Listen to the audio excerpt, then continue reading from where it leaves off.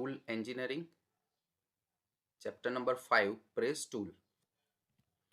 Friends, today we are going to calculate the following terminology: press tonnage capacity, second number center of pressure, third number determine percentage stock utilization in strip layout, fourth one is design of punch, fifth one is design of die. So આજે આપણે ટનેજ capacity વિશે discuss કરીશું અને એના example calculate કરીશું. Friends, તમે ટનેજ કેપેસિટીનું equation જોઈ શકો છો, LTFSH ડિવાઇડેડ બાય 10,000. તો L શું છે? તો પેરીમીટર, એને ગુજરાતીમાં આપણે પરિમિતિ પણ કહીશું. FC દેટ ઇઝ ટનેજ કેપેસિટી, એ આપણને ટનમાં મળશે.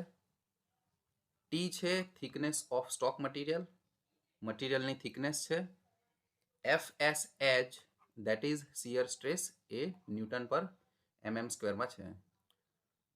તો ફ્રેન્ડ્સ, અહીં આપણે નોલેજ માટે થોડી ડિસ્કશન કરીએ કે ટનેજ કેપેસિટીનું ઇક્વેશન LTFSH છે, બરાબર. L શેમાં છે? પરિમિતિ, તો mm માં. T થિકનેસ, એ પણ mm માં છે. અને શિયર સ્ટ્રેસ, એ ન્યૂટન પર mm સ્ક્વેરમાં છે. તો આ mm ઉડી જશે, તો આપણને FC શેમાં મળે છે? ન્યૂટનમાં. ઓકે, પણ આજે 10,000 કેવી રીતના આવ્યા એની આપણે ડિસ્કશન કરીએ છીએ. તો FC આપણને ન્યૂટનમાં મળે છે. હવે ન્યૂટન એટલે શું? તો ન્યૂટન એટલે માસ ઇન્ટુ એક્સલરેશન. માસ ઇન્ટુ એક્સલરેશન, દળ ગુણ્યા પ્રવેગ. તો હવે માસ શેમાં હોય? તો કેજી મલ્ટીપ્લાય બાય મીટર પર સેકન્ડ સ્ક્વેર. ઓકે, તો આ મીટર પર સેકન્ડ સ્ક્વેર છે, તો એ શું છે? ગુરુત્વ પ્રવેગ 9.81. તો આપણને એને આપણે 10 સમજીએ. ઓકે, 9.81 ગુરુત્વ પ્રવેગ છે, એને આપણે 10 સમજીએ. તો આ ટર્મિનોલોજીને આપણે 10 વડે ભાગીશું. તો 10 વડે ભાગીશું તો હવે કેજી વધશે. ઓકે, તો આપણને FC શેમાં મળશે? કેજીમાં. હવે આપણને ખબર છે કે 1 ton is equal to 1000 KG. તો અગેન આપણે 1000 વડે ભાગીએ તો આપણને આ ટર્મ ટનમાં મળી જશે. તો કેમ આવ્યું 10,000? એ હવે તમને ખબર પડી ગઈ. 10 મલ્ટીપ્લાય બાય 1000, તો એ 10,000 થાય અને આપણને પ્રેસની કેપેસિટી એ ટનમાં મળી જશે. ઓકે, તો 10,000નું લોજિક આ રીતનું છે. પણ આપણે સિમ્પલ એનું ઇક્વેશન યાદ રાખવાનું છે. FC is equal two L પરિમિતિ, T thickness of material, FSH that is shear stress divided by 10,000. Okay,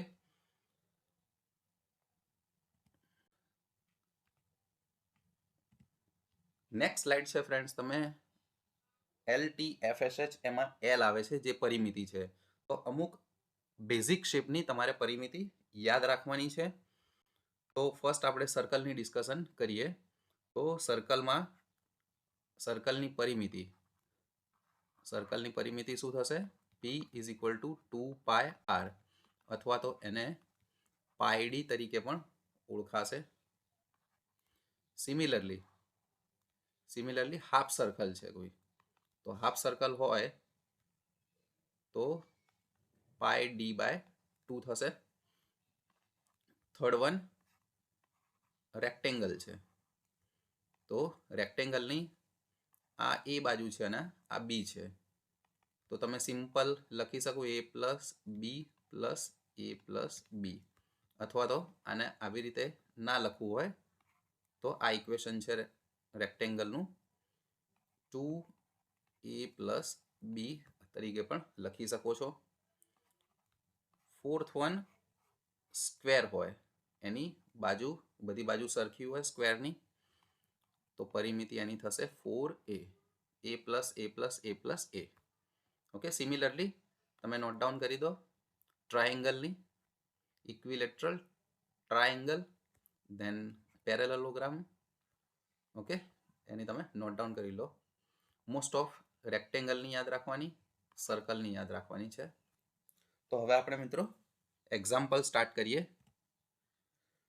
તો ફર્સ્ટ એક્ઝામ્પલ છે calculate the tonnage capacity of press cut MS washer as shown in figure. એની shear stress આપણને આપેલી છે 300 newton પર mm². તો હવે હું તમને વોશર બતાવું છું. આ રીતનું વોશર છે માઇલ્ડ સ્ટીલનું. હવે વોશરમાં કેવું હોય કે ઇન્ટરનલ ડાયામીટર હોય અને એક્સટર્નલ ડાયામીટર હોય. એનો સાઈડ વ્યૂ બતાવેલો છે.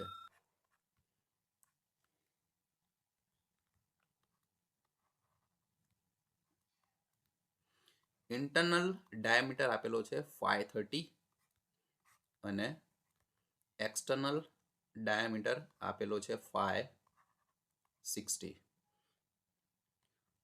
અને થિકનેસ આપેલી છે 3 mm.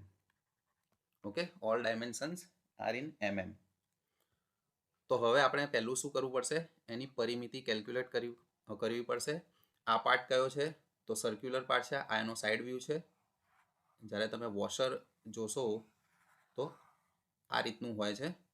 આ એનો ઇન્ટરનલ ડાયામીટર આપેલો છે અને બહારનો એક્સટર્નલ ડાયામીટર આપેલો છે.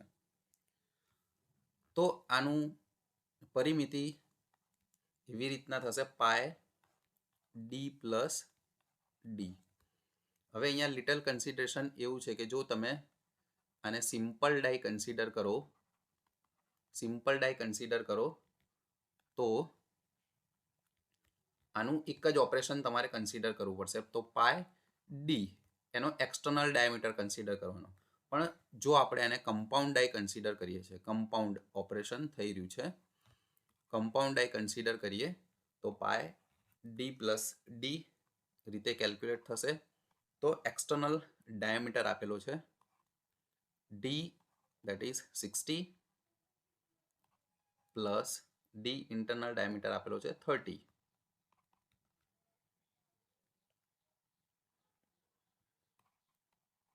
તો આપણને આન્સર મળે છે 282.74 mm. યુનિટ લખવાનું નહીં ભૂલવાનું વાઇલ કેલ્ક્યુલેશન. હવે આપણે ટનેજ કેપેસિટીનું ઇક્વેશન લખીએ. LT FSH divided by 10,000. તો L આપણે કેલ્ક્યુલેટ કરી લીધી છે 282.74 મલ્ટીપ્લાય બાય થિકનેસ 3 mm આપેલી છે અને શિયર સ્ટ્રેસ તો આપેલી છે ડેટા ગિવનમાં ડિવાઇડેડ બાય 10,000. તો આપણને આન્સર મળશે 25.44 ટન. ઓકે, 26 ટનની કેપેસિટીની પ્રેસ છે. તો આ રીતના ટનેજ કેપેસિટી આપણે કેલ્ક્યુલેટ કરીશું. નાઉ બીજો example, calculate tonnage capacity shear stress having 250 Newton per mm² and material thickness is 2 mm.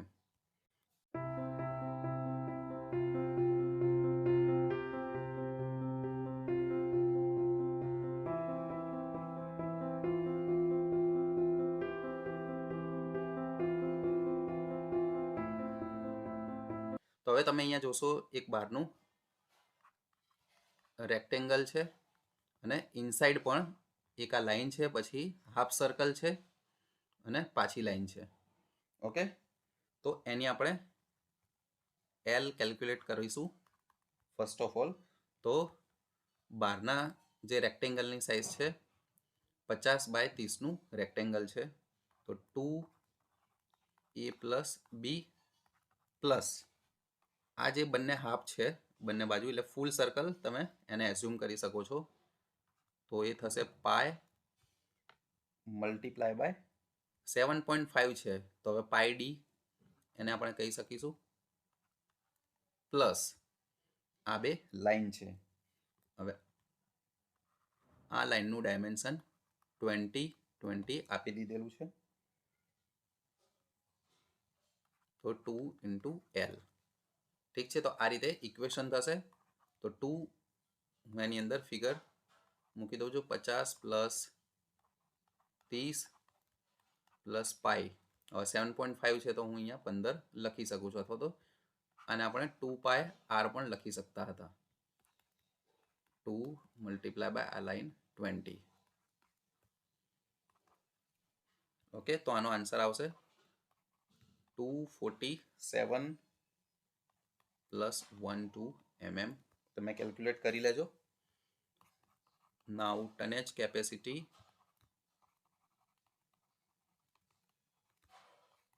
FC is equal to LT FSH divided by 10,000. તો L આપણને મળ્યો 247.12 2 mm એની થિકનેસ છે. 250 શિયર સ્ટ્રેસ આપી દીધી છે, 10,000. તો આપણને પ્રેસ ટનેજ મળશે 12.35 ટન. તો આ આન્સર છે. તો આ રીતના આપણે ટનેજ કેપેસિટી કેલ્ક્યુલેટ કરી શકીશું. નાઉ થર્ડ એક્ઝામ્પલ. ડેટા એમાં આપેલા છે શિયર સ્ટ્રેસ 250 ન્યૂટન પર mm square and T is given as 1 mm.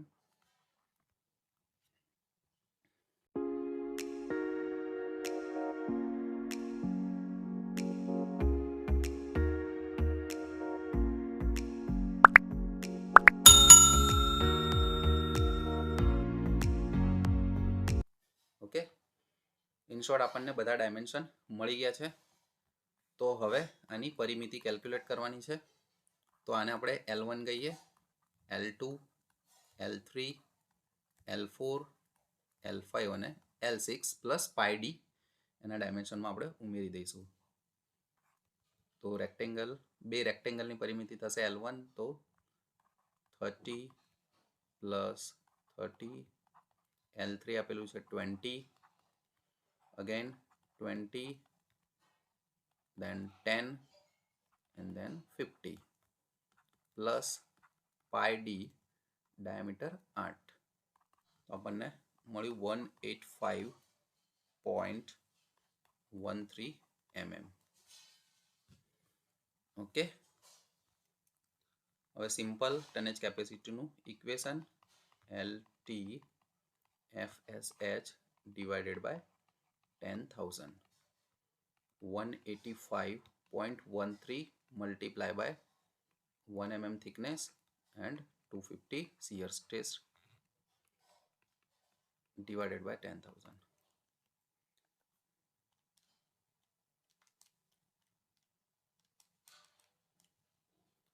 So 4.62 tons any capacity મળી ગઈ છે.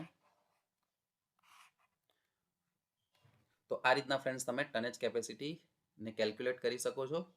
તમને એક્ઝામમાં આ ફિગર આપી દીધેલી હશે, એના ઉપરથી તમે ટનેજ કેપેસિટી ફાઇન્ડ કરી શકો છો. જો તમને આ એક્ઝામ્પલમાં પ્રોબ્લેમ હોય તો તમે કમેન્ટ કરી શકો છો, મને મેલ કરી શકો છો, or you can text me on my WhatsApp number. And if you like my video, then please share and subscribe my YouTube channel. Thank you.